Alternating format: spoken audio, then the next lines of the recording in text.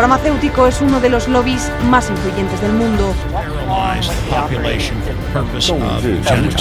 应对挑战，力行力改，破解难题。 Конечно, должны работать кооперативно. Las tienen demasiado poder. Avecina una gran guerra entre la realidad virtual y la realidad aumentada.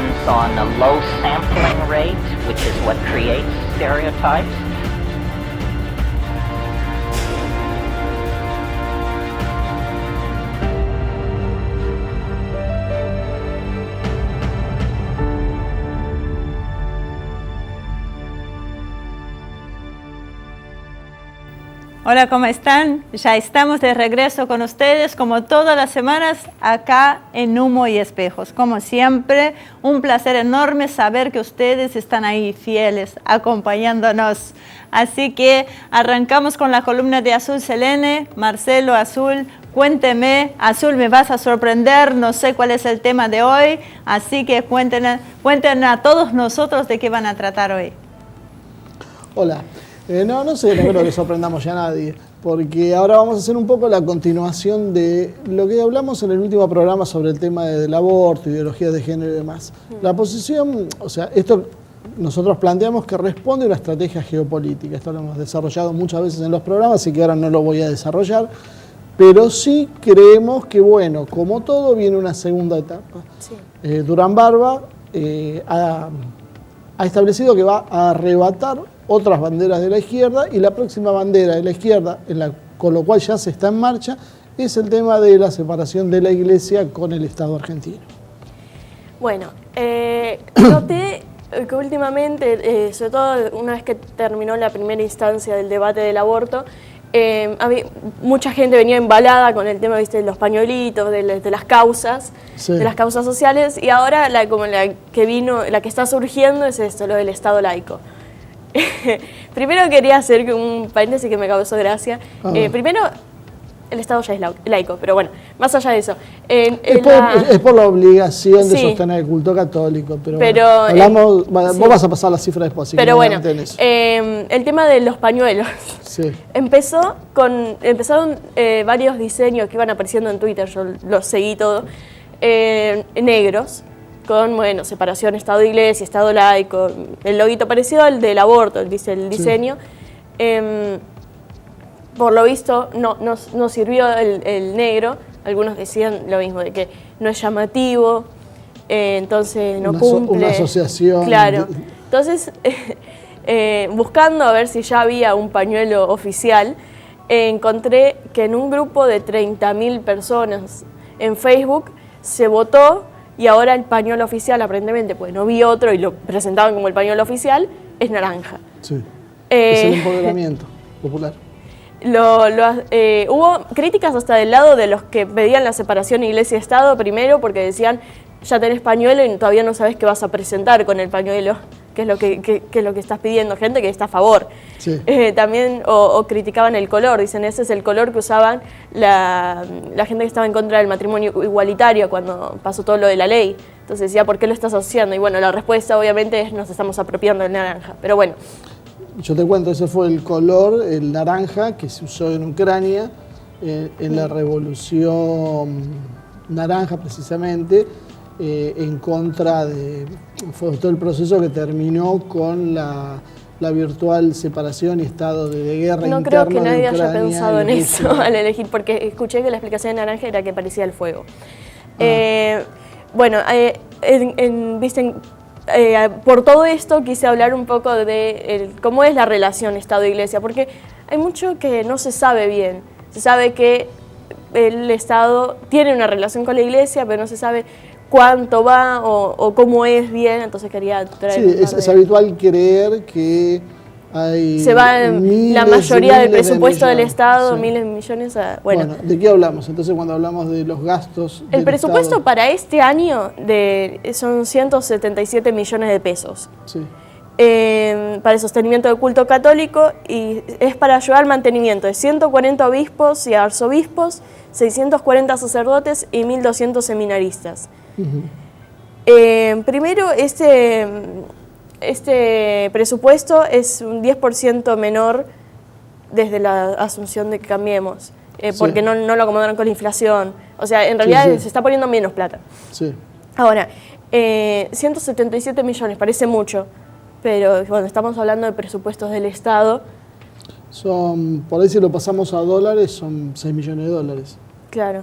6 millones de dólares para un Estado que tiene un PBI de más de 500 mil millones de dólares, vemos que es insignificante si uno es generoso. Sí, además cosas como el tema el tema de que le pagan a los obispos.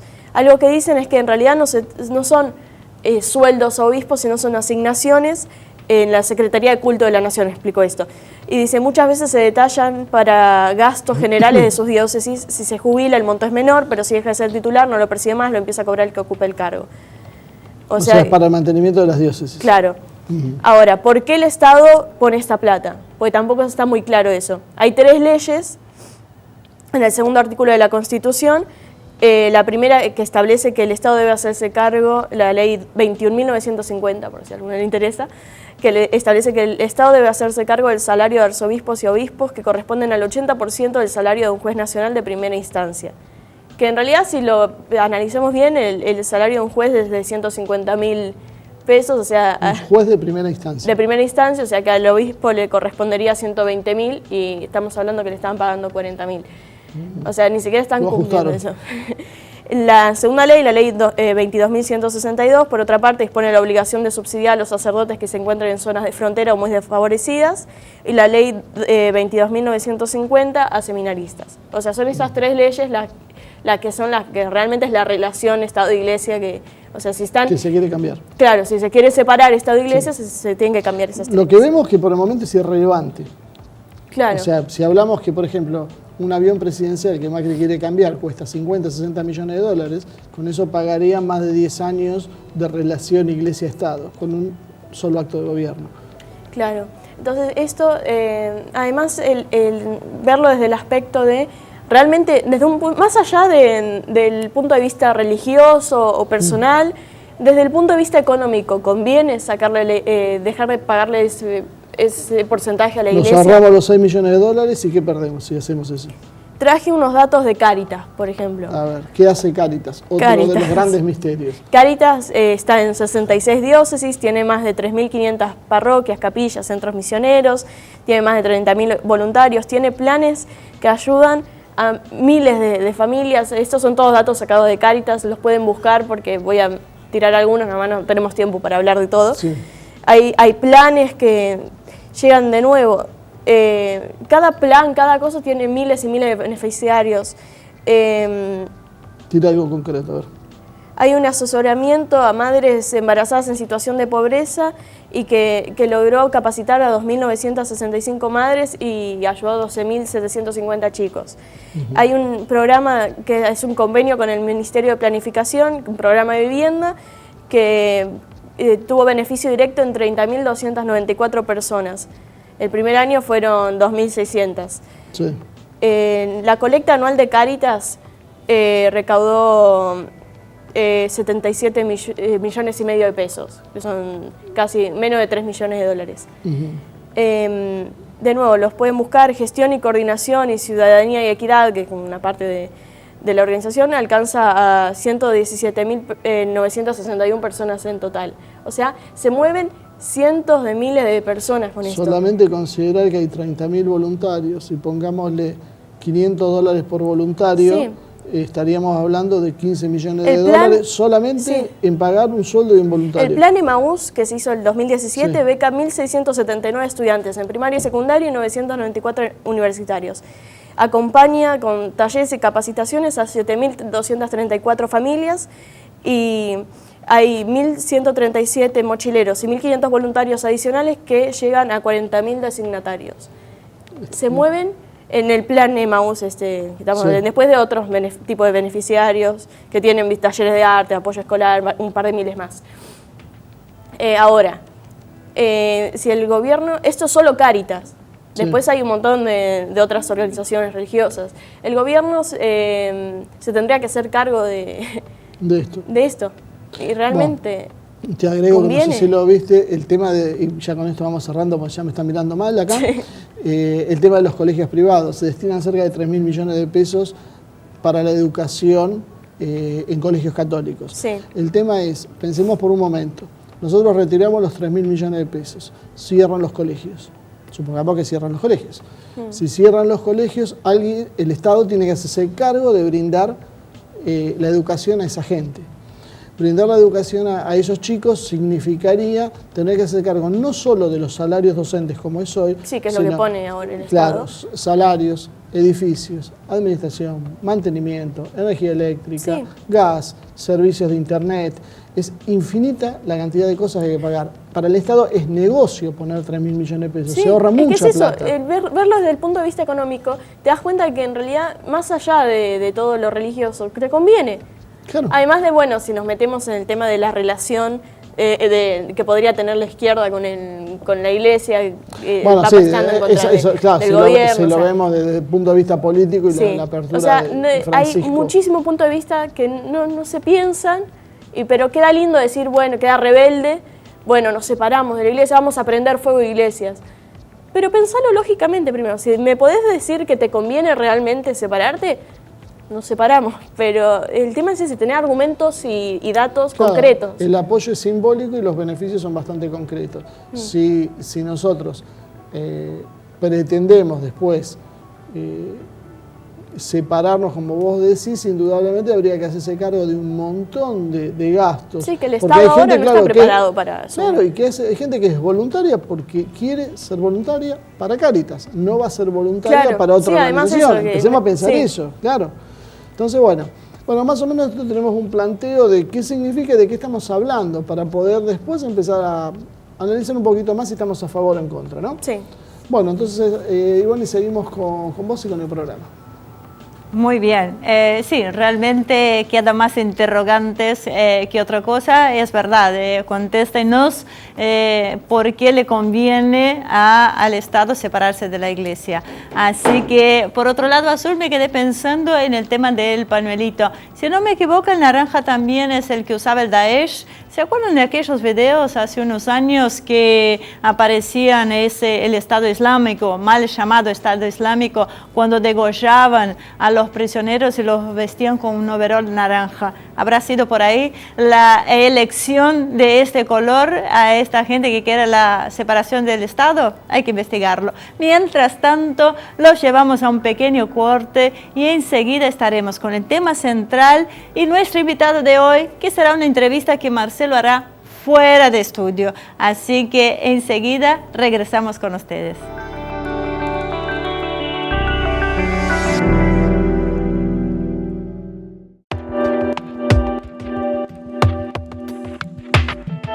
Bueno, hoy vamos a tener un programa que yo creo que va a traer una serie de polémicas, especialmente porque, bueno, somos dos hombres los que nos ha tocado en suerte hacerlo, pero bueno, lamentablemente ya lo hemos dicho, más de una vez hemos invitado a mujeres para que hablen de este tema y no hemos tenido suerte, pero bueno, de hecho quiero una vez más hacer la invitación a venir y participar y poder desentrañar uno de los fenómenos que más están golpeando hoy a todo lo que es la militancia política y en general a todo el acontecer político en la Argentina, que es el tema de este feminismo que ha surgido como una ola verde que algunos miran con simpatía y otros miran con preocupación. Entonces, para eso estamos con Facundo Quiroga, que nos va a contar un poco su experiencia de conocer el tema bastante de cerca.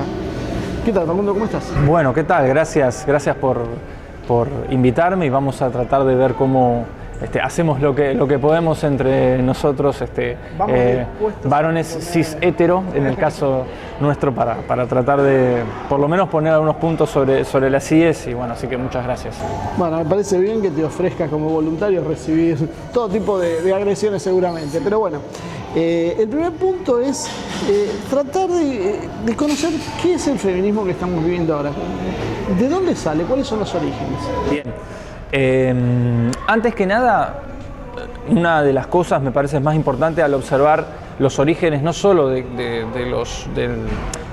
los feminismos, sino, digamos, también de todos los movimientos sociales y políticos y sus respectivas plataformas, es tratar un poco de entender, digamos, cuáles son aquellas circunstancias sociales a las cuales le da lugar, digamos. Una de las cosas más importantes que yo veo como un origen, que de hecho existe, como por lo menos en la Argentina, hay algunas autoras que hablan incluso de cuarta ola feminista. Generalmente al feminismo se lo divide más a efectos heurísticos y de facilidad de tratar de asir un poco el fenómeno, que en términos concretos se suele hablar de olas teniendo en cuenta cuáles son por lo menos las ideas fundamentales y los programas y los objetivos. Particularmente desde la posición que tenemos, el origen del feminismo contemporáneo, o lo que se puede llamar esta cuarta ola, es más que nada, yo lo veo como un momento de eclosión, en el cual a partir de determinadas circunstancias globales existe un fenómeno de acoplamiento. Yo prefiero llamar de acoplamiento más que de imposición, utilizando un poco algunos términos de teoría de sistemas, si somos exhaustivos, de acoplamiento de determinadas agendas sobre algo que venía ocurriendo antes. En términos locales, digamos, la Argentina es un país muy particular a la hora de pensar en un movimiento de mujeres. De hecho, se llamó Movimiento de Mujeres, que es un movimiento que ya va por su, si no me equivoco, decimosegunda o decimotercer encuentro, que tiene un origen bastante diverso, que es básicamente la aplicación a los movimientos sociales de la variable género y de la situación específica de la mujer. Eso en términos locales. Ahora bien, si yo lo tengo que pensar en términos de espectro global, lo veo más como un momento de eclosión en el cual, a raíz de determinadas agendas dominantes, se empiezan a instalar determinados temas. Muchas veces, digamos, como puntos en común, pero que no por eso deja de haber heterogeneidades. Por eso se suele hablar de feminismos y no de feminismo. Particularmente en términos históricos, digamos, desentrañar o por lo menos tratar de pensar esta historia de las olas del feminismo te lleva a, en primer lugar, una coyuntura histórica determinada, que es la Europa ilustrada post-Revolución Francesa. Hay una autora que es una pionera del feminismo sin aún llamarse feminismo, que es Olympia de Gouges. Olympia de Gouges es una autora que en la Francia revolucionaria escribe su declaración de los derechos de la mujer y la ciudadana en contraposición o en complementación de la Declaración de los Derechos del Hombre y Ciudadano, y es guillotinada por ello, ¿no? Es guillotinada por eso. La Revolución Francesa y digamos, la democracia como fenómeno es en cuanto a lo que es la mujer, en cuanto a lo que es el fenómeno de la inclusión de la mujer, trae determinadas taras, digamos, determinadas marcas. Una de ellas es el lugar de la mujer. Y es dentro del liberalismo político que comienza a gestarse el movimiento sufragista, que es un movimiento con preponderancia de clases medias, ¿sí? De mujeres de pequeña burguesía, con básicamente por lo menos tres, mejor dicho, demandas que, digamos, a rigor, digamos, lo conceptualiza una autora que es Mary Wollstonecraft. Mary Wollstonecraft, digamos, lo que se conoce como el programa de Wollstonecraft, apunta a tres lugares sobre los cuales la mujer se encuentra retrasada respecto del varón, que son la representación política, la cultura y la educación, ¿sí? Tres ejes fundamentales. Esos tres ejes fundamentales, con el correr del siglo XX, se van a ir complejizando y se le van a ir agregando a partir de otras autoras y de otros plexos ideológicos que llegan a enriquecer el feminismo. Se van a ir agregando otras demandas, como por ejemplo la inserción económica en el trabajo y el consumo. Pero en términos de lo que podríamos llamar una primera ola o primera época, me gusta más llamarle, del feminismo, está bien ligado al liberalismo político occidental, lo que no significa que a lo largo del siglo XIX, sobre todo a partir de la Comuna de París y siguiendo a lo largo del siglo XX, no se hayan desarrollado movimientos o perspectivas femeninas específicas dentro de los sectores populares. En el caso nuestro, por ejemplo, esa traslación de las problemáticas relacionadas con el feminismo y el liberalismo político, hay autoras como por ejemplo Juana Manso, que hablan ya de la necesidad de la inserción con este modelo, el modelo sarmientino del rol fundamental de la mujer, de las profesoras estadounidenses en la educación. Bueno, por ejemplo, Juana Manso es una de las autoras que es cabeza de playa dentro de ese espacio, sí.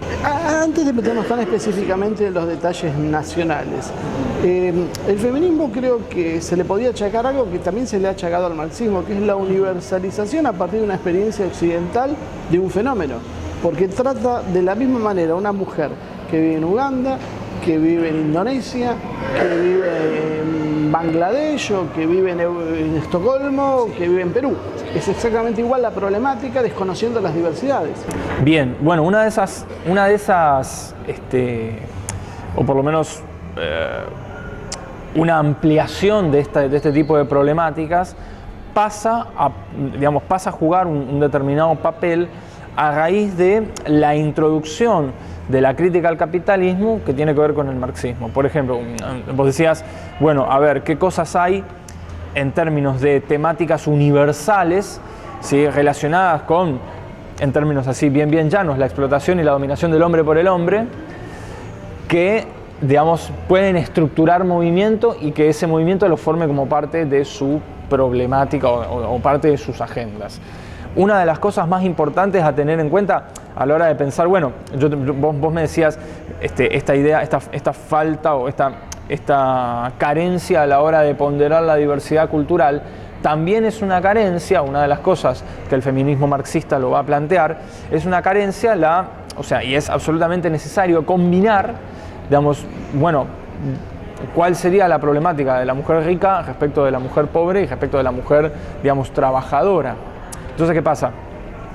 Al pensarse como un todo, empiezan a aparecer estas contradicciones que el feminismo las va tratando de resolver en la medida en que se da una coyuntura sociohistórica que hace que esas contradicciones afloren, que es lo que ocurre, por ejemplo, en el caso del capitalismo industrial y lo que inaugura la segunda ola, que es el feminismo marxista y el feminismo existencialista de Simone de Beauvoir.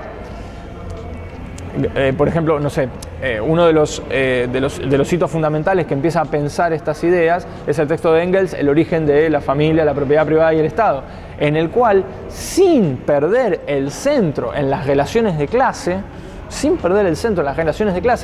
este texto de Engels ha sido interpretado de maneras por muchísimas feministas de formas hasta bizarras. O sea, es bastante, pero uno lee y es claramente, digamos, Engels es un materialista histórico y piensa en términos de clase.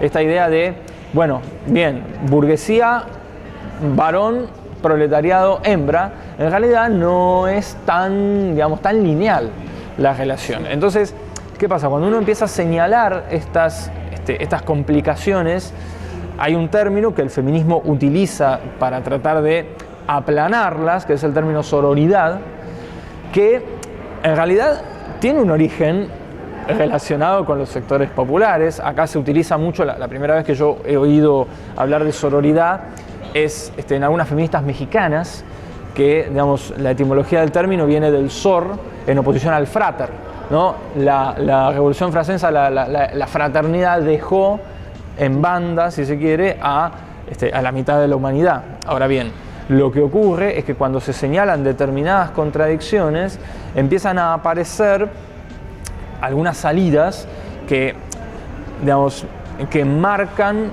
cómo el feminismo prioriza determinadas temáticas y descarta otras. Entonces hay una relación, que es una de las cosas que yo planteo, hay una relación de hegemonización al interior del feminismo de determinadas agendas.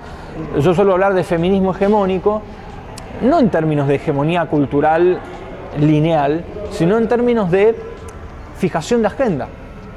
¿Se entiende? Entonces uno va detectando, sobre todo a lo largo del siglo XX, estas contradicciones a la hora de pensar incluso a autoras feministas, como por ejemplo la feminista marxista Nancy Fraser, que plantea justamente esto, digamos, que hasta qué límite llega la solidaridad femenina cuando las figuras más importantes del feminismo vuelven a sus casas y su sirvienta es su sirvienta y sus empleados son sus empleados. Entonces, ¿cómo se combina la categoría género con la categoría clase, o por lo menos la categoría varón-mujer, después vamos a ver la cuestión del género, con la categoría clase, y qué es lo que tiene preponderancia a la hora de pensar las relaciones de dominación concretas? Por eso es lo que vos estás planteando, da la sensación como que hay un hecho concreto y después se acomoda el razonamiento para poder demostrar lo que uno quiere mostrar. Entonces, la mujer está sometida por el hombre, a partir de ahí empiezo a seleccionar argumentos y acomodarlos de tal manera que llegue a una determinada conclusión, desechando automáticamente lo que me produzca un ruido, una interferencia. Sí, bueno, a ver, yo, digamos, pienso que las agendas globales, no solamente del feminismo, sino también del multiculturalismo y demás, tienen siempre pues si no sería muy fácil, digamos, en comunicación hay una teoría que es la teoría de la aguja hipodérmica, ¿no? Que habla de que las agendas son insertadas como una jeringa sobre la sociedad sin prácticamente que los receptores y quienes, digamos, son consumidores tengan ningún tipo de posibilidad de modificar ese mensaje. Hay contradicciones, digamos, uno de los elementos fundamentales a la hora de pensar los feminismos llamados populares tienen que ver con la forma, y que son dos temas de la agenda muy pendientes del feminismo a mi criterio, tienen que ver con dos ideas, que son la situación de la maternidad, qué es lo que implica la maternidad, y en segundo lugar, la relación con la tierra, ¿sí? La relación con, por ejemplo, yo te voy a dar un ejemplo que es muy importante, que las luchadoras ambientales, los movimientos ambientalistas, no solo acá en la Argentina, sino en todo el continente, están encabezados por mujeres. Berta Cáceres, que es una mártir, digamos, de Centroamérica, que fue asesinada, una militante anti-extractivista, son mujeres. Y cuando uno piensa en muchas autoras, sobre todo Rita Segato, que es una de las autoras más importantes del feminismo latinoamericano, por no decir quizás la más importante en este momento, plantean otros marcos teóricos que riñen mucho con las ideas occidentalistas que sobre todo nosotros heredamos del pensamiento anglosajón y el pensamiento que emerge en España con las autoras más relacionadas con lo que se conoce como teoría queer, teoría de género, que muchos le llaman ideología de género, pero yo prefiero llamarles teorías de género porque lamentablemente, así como existe un discurso feminista hegemónico, existe un discurso antifeminista hegemónico encabezado por la derecha conservadora. Por ejemplo, Laje. Agustín Laje es un tipo que tiene un discurso, digamos, muy formadito, que Agustín Laje está formado en el uribismo, en Colombia, con gente del Pentágono, si mal no recuerdo, y tienen un discurso que, digamos, ha hegemonizado la crítica constructiva en torno al feminismo. Entonces se pelean entre dos bandos. Bueno, ¿y cuál es la finalidad? Se pelean entre dos bandos, entre estas dos ideas, y que en gran medida también bajan de ese contexto global. Porque uno piensa en lo que, por ejemplo, el sociólogo Gabriel Merino, que ustedes han invitado también, que se refiere a la controversia entre el americanismo y el globalismo. Y el americanismo, que en términos culturales tiene una raigambre conservadora, puritana, muy profunda. Bueno, gran parte de esos debates nosotros los bajamos y empiezan a copar los medios, o empiezan a ser discurso dominante dentro de los medios, y te impiden poder ver cuáles son las vetas dentro de la diversidad de teorías que incluye el feminismo. Bueno, Laje te plantea que todas las reivindicaciones de género y el feminismo son gracias al capitalismo, porque todo esto en los países socialistas no se podía ver. Claro. Y en cierta medida eso es cierto. Sí, en gran medida eso es cierto, pero lo que hace él es básicamente, él habla del mundo libre. No tiene ninguna otra idea que hablar del mundo libre. El mensaje final de él es, si vos querés disfrutar de todas estas ventajas, tenés que ser capitalista, ultracapitalista y liberal. Y ese liberalismo abarca todo, desde lo económico hasta lo individual, ideológico, género, lo que sea. Bueno, una de las cosas que dice Laje es que solo en los países del mundo libre existen las condiciones de posibilidad del feminismo. Cosa que en realidad es bastante agarrada de los pelos si uno piensa en la propia historia, que digamos lo que más conocemos es al interior nuestro, digo, la propia historia de estos feminismos. El gran problema, digamos, del feminismo latinoamericano, uno de los grandes problemas es que hay una cierta tendencia de coloniaje cultural de parte de las agendas.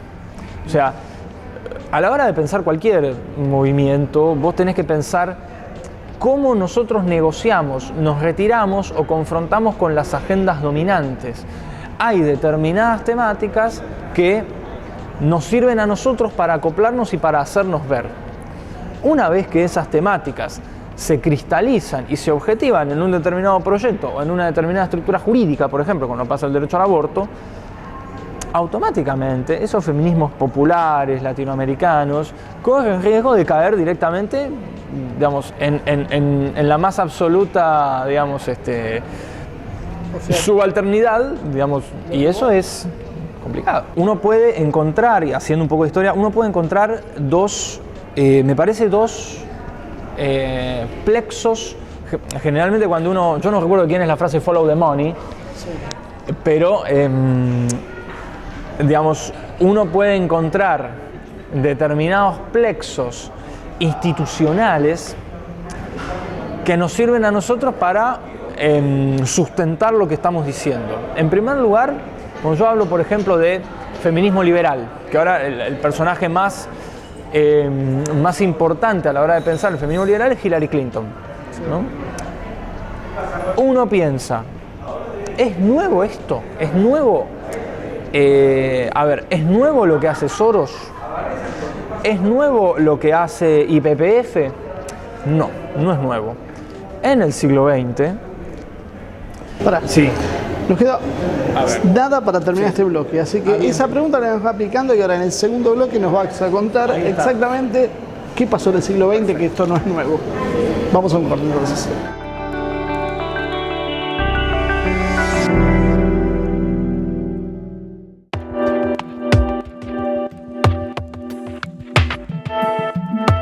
Bien, entonces vamos a continuar ahora en el segundo bloque con la respuesta de qué es lo que estamos viendo en el siglo XX, que estamos viendo ahora que ya existía en el siglo XX. Sí, la pregunta resorte era si era nuevo lo que hacía Soros, lo que hacía Hillary Clinton, lo que hace Bill Gates y demás.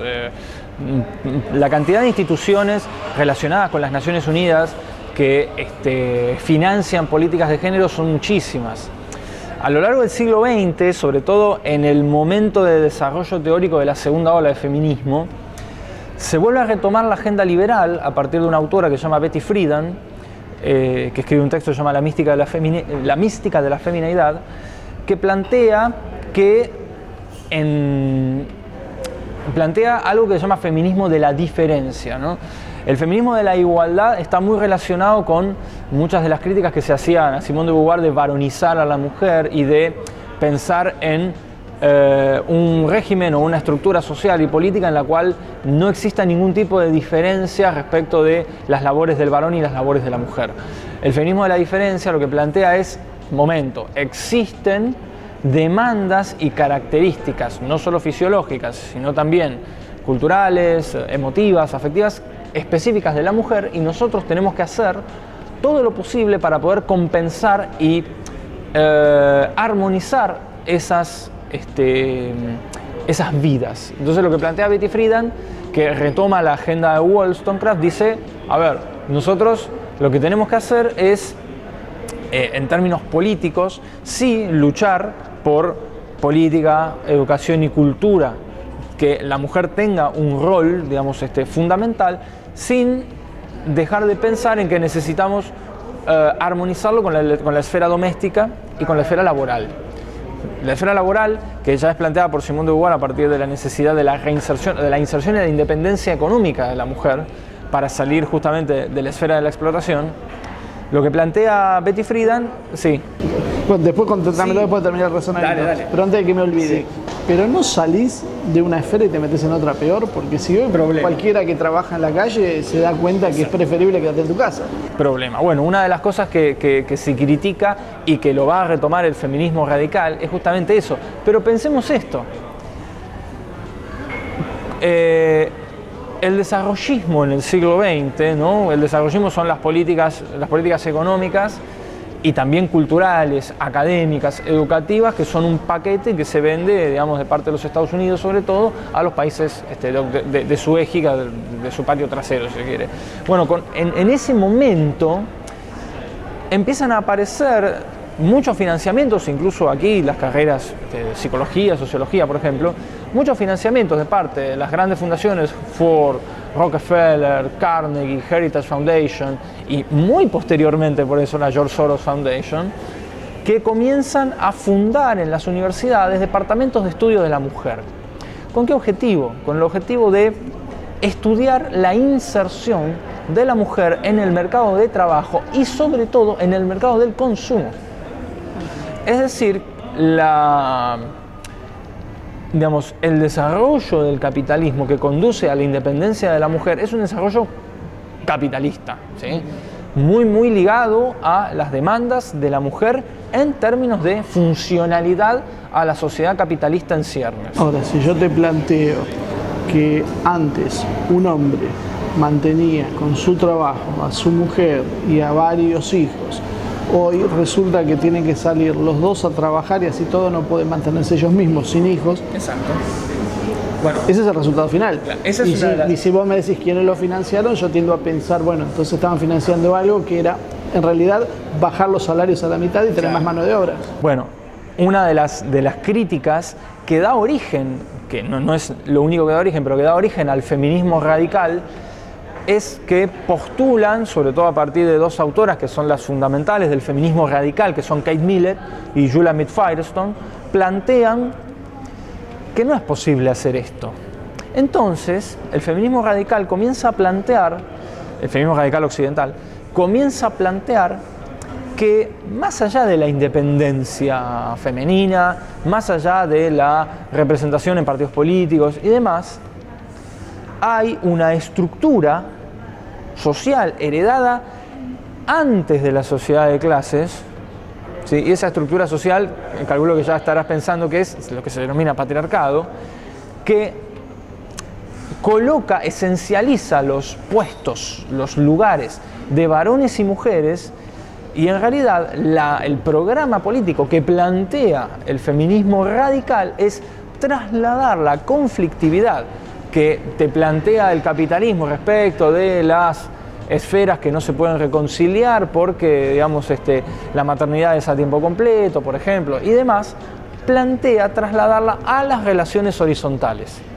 Yo lo que tengo que hacer es, ¿no?, el programa político del feminismo radical es directamente la erradicación de aquello que es expresión palmaria del patriarcado, la maternidad y la heterosexualidad. Es el momento de comienzo del lesbianismo político, ¿sí? El lesbianismo político se plantea como una ruptura con las estructuras del patriarcado. Problema fundamental: trasladamos el foco de atención del capitalismo a las relaciones horizontales. Es decir, lo que plantea es que las relaciones horizontales, varones y mujeres, mujeres y varones, son esencialmente de dominación. Sí. ¿Soy consciente de los grupos feministas locales que en realidad lo que están haciendo, porque muchas se plantean como anticapitalistas, en realidad lo que vos me estás planteando es desenfocar la lucha contra el capital y enfocarla hacia una lucha de géneros? Bueno, es, digamos, la problemática del huevo o la gallina, digamos, se hace presente digamos, en términos de, digamos, qué esquema de dominación o qué sistema de dominación prepondera más, el capitalismo o el patriarcado. Que es cierto que el patriarcado...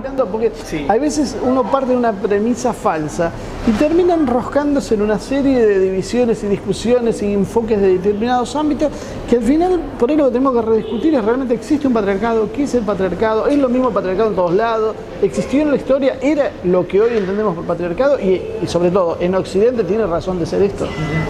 Quien conceptualiza la idea de patriarcado, quien comienza a hablar de patriarcado en términos conceptuales de una manera muy bien expuesta, es una autora que se llama Gerda Lerner, y acá vamos a ser polémicos en cierta forma porque vamos a darnos cuenta de cómo lo conceptualiza. Ella es una historiadora que tiene unas bases antropológicas muy importantes, sobre todo a partir de los descubrimientos de Lévi-Strauss, en el cual descubre que, de Claude Lévi-Strauss, el antropólogo francés, que descubre que en muchas sociedades llamadas arcaicas, la mujer es un bien de intercambio, ¿sí? Es un bien de intercambio para la reproducción social y para evitar las guerras. Es decir, digamos, se transforma en una estructura que funda sociedad, pero jerárquica, en términos de que los varones son los intercambiadores y las mujeres son las intercambiadas. Ahora bien, si nosotros pensamos en términos concretos, ¿sí? Y respecto de la interpretación caprichosa, va a haber, después podemos hablar de eso, va a haber una corriente que es absolutamente negada por el feminismo, por el grueso del feminismo. Yo no conozco ninguna militante ni ninguna persona dentro del corpus académico hoy del feminismo que hable de esto, que son los descubrimientos de la bioantropología, de la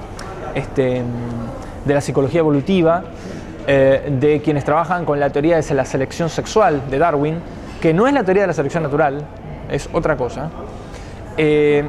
Bueno, básicamente la cuestión del patriarcado es, bueno, a efectos de regímenes políticos, ¿sí? En términos etimológicos y en términos de ejercicio concreto del poder, el patriarcado tiene su auge en Roma, ¿no? Ahora bien, cuando uno ve la definición de Gerda Lerner que dice sistema de dominación social ejercido por varones y mujeres,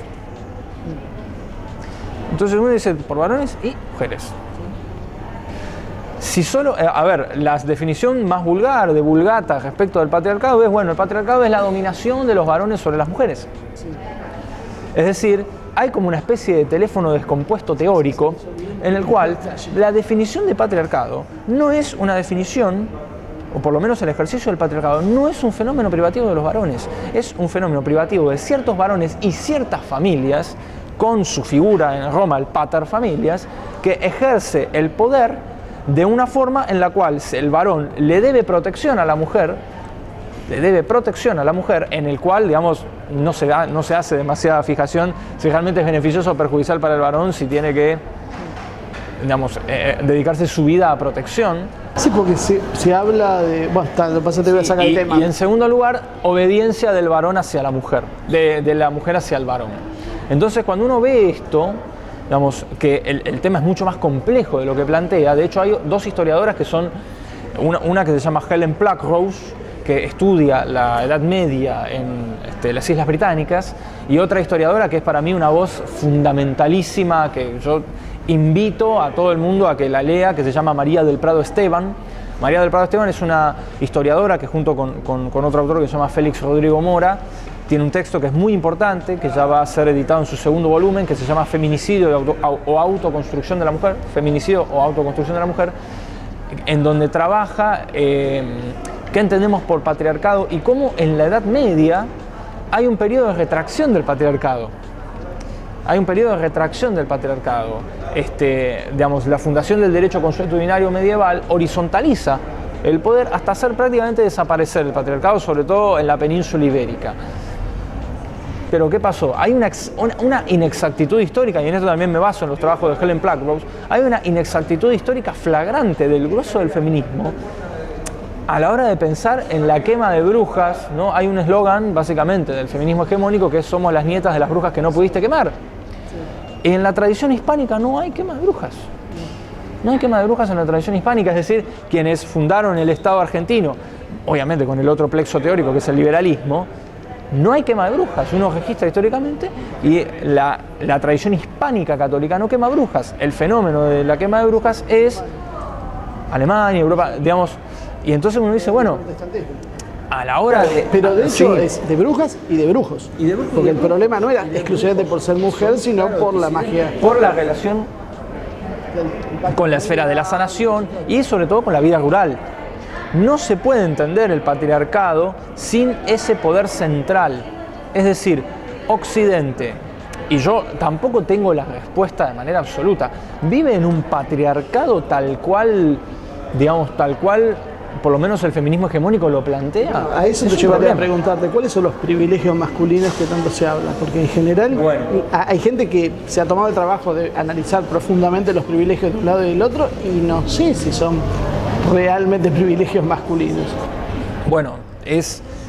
A ver, en términos, y no es con ánimo de agresión ni de ningún tipo, hay una serie de estructuras de violencia que son culturales, en la cual ese mandato de masculinidad, digamos, es absorbido sin ninguna crítica por los varones, que es lo que nosotros podemos conocer como misoginia o machismo, que de alguna forma al interior de las relaciones tiene una tendencia, no una determinación absoluta, pero sí una tendencia de pensar a la mujer como destinada para ciertas labores. Pero la propia Rita Segato habla de cómo el patriarcado, o por lo menos la dominación patriarcal, tiene como figuras fundamentales a la hora de ser las víctimas de la dominación a los varones también.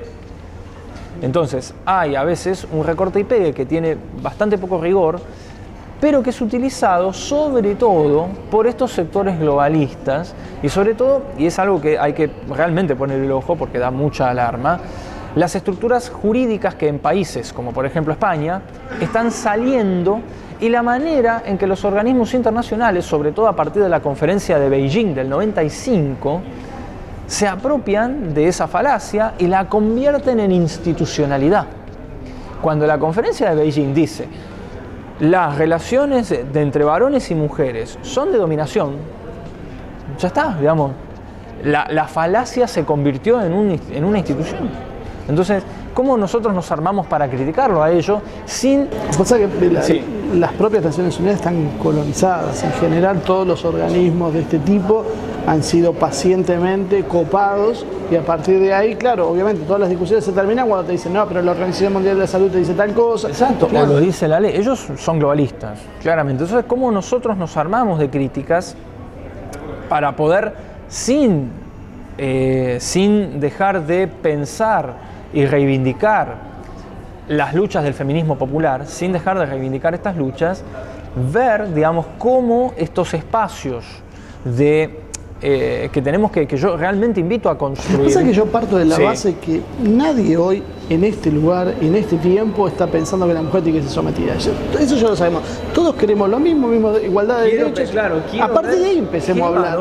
Quiero ver qué varón realmente... Puede ser una ínfima minoría, pero también la encontrás mujeres que son supremacistas. Entonces, existen.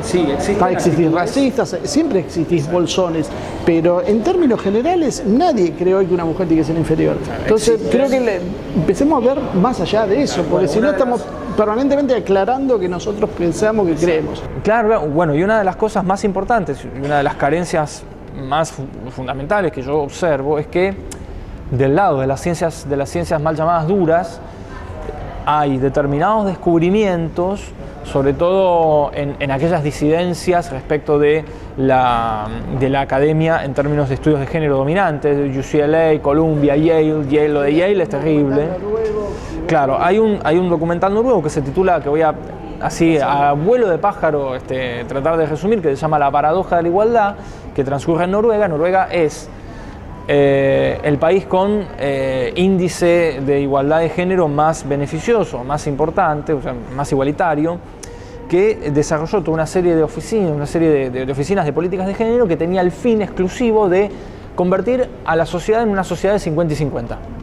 50% ingenieros, 50% ingenieras. ¿Se entiende? O sea, con el correr de los años estas políticas se aplican, los incentivos a mujeres que estudian ingeniería, varones que estudian enfermería, por ejemplo, es favorable hasta que pasan unos 2 o 3 años y la diferencia se va agrandando cada vez más. Cada vez más mujeres terminan siendo enfermeras y cada vez más varones terminan siendo ingenieros, y la ratio, la proporción entre varones y mujeres respecto de cada una de las profesiones pasa a ser prácticamente totalidad de varones en ingeniería y totalidades de mujeres en enfermería. Entonces, ¿qué pasa? El documental trata de ver, a ver, ¿existe realmente algún tipo de condicionamiento biológico? ¿Cuáles son los últimos descubrimientos de estas ciencias respecto de la forma de delinear patrones de interés que existen, digamos, en la psiquis humana y también en la fisiología? Entonces es muy gracioso porque vos ves la intolerancia y la soberbia de quienes se dedican a estudios de género a la hora de pensar esas refutaciones que no logran, digamos, combatir quienes se dedican a los estudios de género. Bueno, esto derivó en un apartamiento, en un cierre de todas estas oficinas de políticas de género y, digamos, bueno, sienta las bases de esta cuestión de la paradoja. Queremos el feminismo de la igualdad. ¿Hasta dónde está dispuesto a convertir de manera arbitraria una sociedad en algo absolutamente igualitario? En la que responde a la propia, claro, por lo que muestra, creo que el documental básicamente es la naturaleza diferente. Siendo la sociedad noruega, sí, una sociedad en la cual no existe ninguna barrera económica, ninguna barrera política, ninguna barrera jurídica, ni ninguna barrera cultural para elegir, por ejemplo, el patrón de interés o la carrera que vos querés elegir. Entonces, obviamente, esto, digamos, fue desarrollado de manera multicultural, ¿sí? Digamos, en múltiples culturas y naciones, y los resultados confirmaron esta hipótesis de que existe patrones de interés que nosotros heredamos de nuestros antepasados. Yo ya te digo, no conozco ningún estudio de género que trabaje con estas hipótesis. Lo que mueve a los estudios de género en su mayoría, sobre todo a partir del feminismo radical y de las teorías de género encabezadas por la autora Judith Butler, es lo que se conoce como constructivismo social radical, que lleva a la idea de naturaleza humana prácticamente a desaparecer. El ser humano, a juicio de un crítico, de un investigador crítico que se llama Steven Pinker, el ser humano es una tabla rasa. El cerebro humano no tiene ningún tipo de heredad biológica. Es decir, es la cultura la que tiene la preponderancia, o mejor dicho, la que de manera absoluta, porque lo dice los estudios de género, la que de manera absoluta delinea esos patrones de interés. Entonces, cuando nosotros insertamos esta variable, que yo la considero absolutamente necesaria, generalmente lo que ocurre es la cuestión de la falacia ad hominem, o lo que generalmente el término utilizado por el feminismo es mansplaining. Como le explica un hombre, que sea un hombre, eso invalida completamente la explicación que vos estás dando, ¿sí?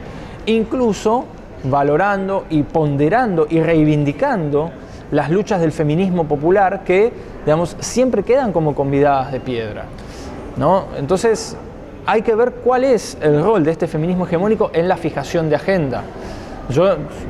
Sí. El tema es que ya nos quedamos sin tiempo. Sí. Este es un programa que daría para muchísimos enfoques y profundizaciones en estos temas. Pero antes que nada, lo que me gustaría que así ya para cerrar y para despedirnos, que me des tu opinión, va a ser un poco de futurología, ¿no? Sí. Pero considerando el tema geopolítico, la victoria de Trump que corta la financiación, hay autoras, inclusive feministas, que han dicho que básicamente el feminismo subsiste gracias a todo este enorme caudal de fondos que lo ha apoyado, a la posición de Putin, al ascenso de China, de Irán. ¿Qué futuro le ves a este tipo de feminismo? Ya digo, vuelvo a aclarar por última vez, sí, no hablamos de la igualdad. La igualdad dejamos de lado, hablamos de este tipo de manifestaciones. Yo quizás no es que tenga una cosa es qué es lo que le veo y qué es lo que deseo yo. Sí. No, yo, digamos, Mi deseo, sí, son dos cosas antes que nada. Primero, que podamos formar un plexo crítico que ya está habiendo en Estados Unidos, está habiendo en Canadá, en los países más progresistas en materia de género. En España también existen muchas posturas críticas.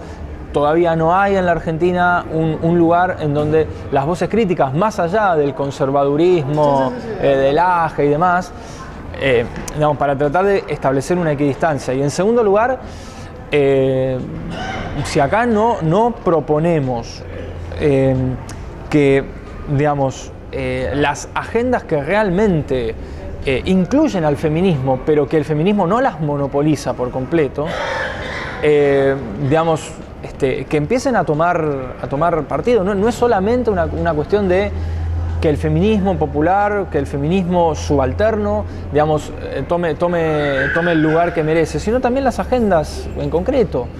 Digamos, desearía yo de una manera absoluta que en los medios y en las discusiones políticas empiece a ocupar el lugar que merece el modelo productivo, que empiece a ocupar el extractivismo, que empiece a ocupar y que el feminismo tiene cosas que decir cuando nosotros pensamos en la defensa de la tierra. ¿Se entiende? Entonces, quizás sea una expresión de deseo, ¿no? Que las agendas realmente concretas, nacionales, que están totalmente en la espiral del silencio, utilizando términos de Noel Neumann, realmente incluyan, realmente aparezcan como debe ser, incluso, digamos, teniendo en cuenta lo que el feminismo tiene para decir sobre ello. Bueno, gracias Facundo. Bueno, vamos a terminar acá el programa, ya se nos agotó el tiempo.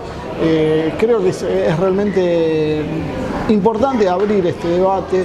Creo que nosotros intentamos que lo que decía Facundo se empiece a transformar en una realidad, en que podamos discutir libremente cuáles son realmente las cosas importantes y cómo y en qué medida el feminismo puede llegar a entrar dentro de ese tipo de cosas y no tal vez de ninguno de los dos extremos que estamos viendo hasta ahora.